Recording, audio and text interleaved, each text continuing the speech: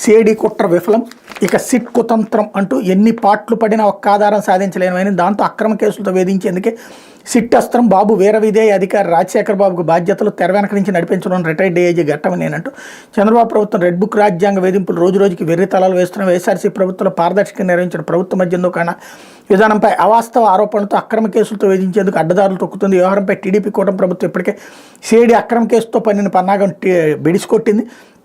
YSRC ప్రభుత్వంలో మద్యం విధానంలో అవినీతిపై ఎలాంటి ఆధారాలు సేకరించలేకపోయింది. దాంతో బాబు ప్రభుత్వం సిట్టేసి వేధించాలనుకుంటుంది అన్నటువంటి వార్తని హైలైట్ చేశారు. అయితే ఢిల్లీలో కమల వికాసం అంటూ 27 ఏళ్ల తర్వాత అధికారం ఆప్ హ్యాట్రిక్ కలలే ఎగ్జిట్ పోల్స్ జోస్యం. ఢిల్లీ అసెంబ్లీపై 27 ఏళ్ల అనంతరం కాషాయ జెండా ఎగనుందని ఎగ్జిట్ పోల్స్ జోస్యం చెప్పి అధికార ఆమ్ ఆద్మీ పార్టీ హ్యాట్రిక్ కళ నెరవేరబోతోందని పేర్కొన్నాయి.